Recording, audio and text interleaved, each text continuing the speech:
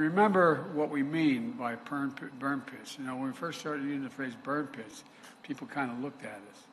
But a burn pit is what you saw, basically the giant burn pit. The first one everybody was aware of was in 9/11 when the buildings came down. Remember all those firemen that died of cancer and how they got covered? Well, when firefighters first responded, that's what happened. Now, the burn pits in Iraq, where we're talking about, and in other countries, Afghanistan, even in parts of throughout the Middle East, they're the size of football fields, up to 100 yards long, 20 yards to 30 yards wide, and 8 to 10 feet deep. And everything you can imagine is thrown into these pits to incinerate them. The wastes of war, tires, poisonous chemicals, jet fuel, and so much more. Toxic smoke, thick with poison, spreads through the air and into the lungs of our troops and their hooches where they live nearby these facilities. I know, I've been there in Iraq and Afghanistan. I've seen them. And you can smell it in the air. You can sometimes see it. And when these troops came home, many of them the fittest and best trained warriors that we ever sent anywhere were exposed to these burn pits. They weren't the same. And thousands of troops had to live in their hooches not far from proximity from these burn pits. The one in Iraq, my son was about 400 yards from one of the burn pits, living there for a year in his hooch. They breathe that toxic material sometimes for months at a time. In the case of my son and his buddies, for an entire year, causing headaches, numbness, dizziness, cancer. This is not about my son, but just an example of how close it was. My son, Bo, was one of those persons. He went the fittest guy in his unit and came home and he came home but died of glioblastoma. It's personal for my family, but it's also personal for so many of you. Secretary of the VA, McDonough, and I just had a long talk. He couldn't be here today, but he can tell you we're determined to address this problem, come hell or high water, and compensate these veterans and their families who have suffered from the consequences of this tragedy. Now, one of the things about the military, you're taught to be tough, stand alone, do what you need to do. And it's awful hard when you're having problems and you think you have a mental health problem to ask for help. It's really hard. There's no difference between having a mental health problem and breaking your arm or your leg. No difference. And you should not be worried about asking for help any more than you would if you broke your leg. We have to make sure people know there's nothing to be ashamed of in seeking that help. You know, think about this. I don't know how many of my tens of thousands of miles I've traveled through war zones. I don't know anybody who would not wonder whether or not what these veterans have seen would cause post-traumatic stress. It's enormous. It's an enormous problem. They just need help to get through this. We're working to end veterans' homelessness as well. No one should be homeless in this country, especially not those who served it, period.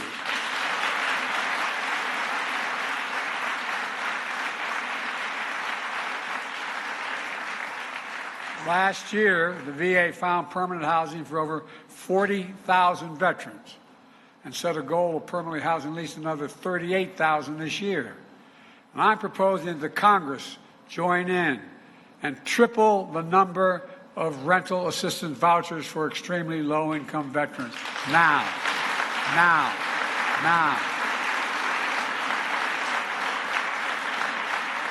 In securing a bipartisan budget agreement earlier this summer and preventing an economic collapse, we stopped draconian cuts in veteran services.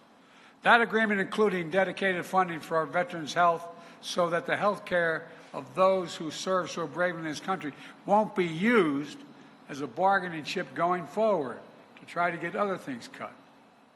The agreement also fully funds the PACT Act and expands nutrition benefits that will now be available to our veterans. After serving this nation, no veteran should go hungry. No veteran should go hungry.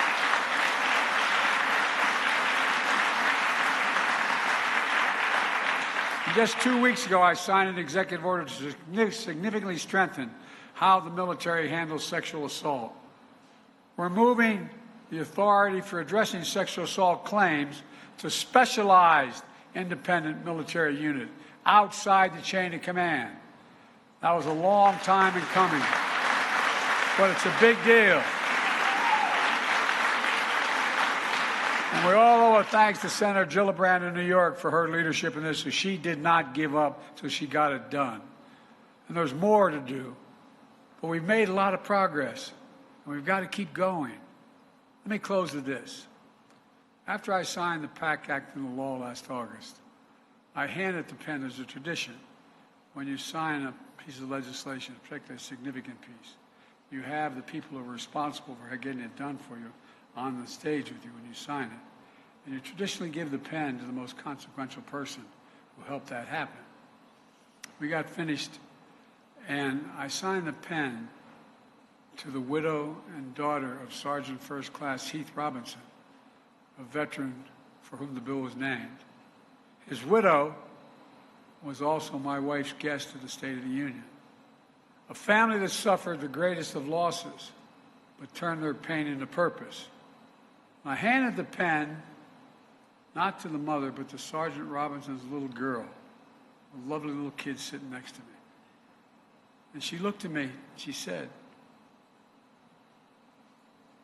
"Thank you for my daddy. Thank you for my daddy." I think she was talking for all of us. Everyone who fought so hard came together to keep our promise to the veterans and to keep faith with our heroes. That's courage. That's character. That's who all of you are. Not hyperbole. I want to thank you all, Democrat, Republicans, Independents, for your work to get this bill to my desk and to get it signed. As I said, I was going to sign that bill come hell or high water, no matter how long I had to keep the Congress in. It's just another reminder of what we know to be true. We are the United States of America. There's nothing beyond our capacity when we decide to work together to get it done. We never fail when we do that, never on any major issue. So God bless you all, and let's continue to work together.